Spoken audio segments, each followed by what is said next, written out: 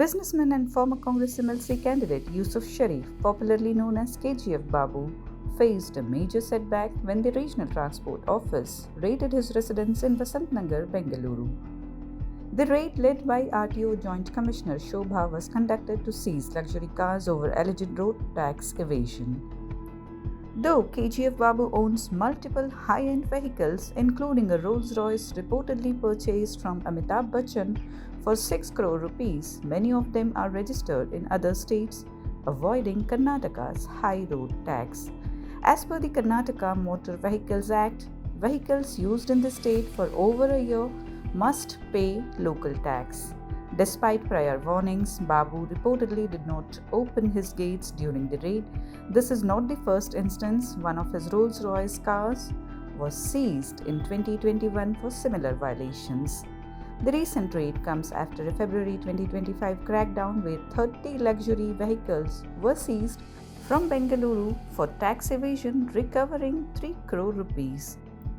While the RTO continues to tighten enforcement, Babu has stated he is ready to comply and pay the required tax according to state rules. ಆ tax ಏನೋ mistake ಆಗಿದೆ. ಈ ಗಾಡಿ ನಂದು ಕೋಸೆ ಕಾಣಿಸು Jogeshwari West Patel street ಅಂತ ಹೇಳ್ಬಿಟ್ಟು ಅಲ್ಲಿ ನಮ್ಮ ಆಫೀಸ್ ಬಾಂಬೆ. ಆ ಹೆಸರಲ್ಲಿ ಡಾಕ್ಯುಮೆಂಟ್ ಇದೆ. ಇಲ್ಲಿ ಮಾತಾಡಿ ಸರ್. ಅಲ್ಲಿ ಈ ಗಾಡಿ ಅಲ್ಲೂ ಓಡಾಡೋದು. ಇಲ್ಲಿ ಬಾಂಬೆನಲ್ಲಿನೂ ಓಡಿಸ್ತೀವಿ, ಇಲ್ಲಿ ಬೆಂಗಳೂರಲ್ಲಿನೂ ಓಡಿಸ್ತೀವಿ. ಏನೋ ಇವಾಗ ಟ್ರಾನ್ಸ್ಪೋರ್ಟ್ ಕಮಿಷನರ್ಗೆ ರಾಂಗ್ ಇನ್ಫಾರ್ಮೇಷನ್ ಕೊಟ್ಟು ಇಲ್ಲಿ ಕಳಿಸಿದ್ದಾರೆ. ಇಲ್ಲಿ 1 ಇಯರ್ಗೆ ಮೇಲೆ ಗಾಡಿ ಕರ್ನಾಟಕದಲ್ಲಿ ಇರಬಾರ್ದಂತೆ ಕಾನೂನಲ್ಲಿ. 1 ಇಯರ್ವರೆಗೂ ಕರ್ನಾಟಕದಲ್ಲಿ ಕರ್ನಾಟಕ ಟ್ಯಾಕ್ಸ್ ಕಟ್ಟಬೇಕು.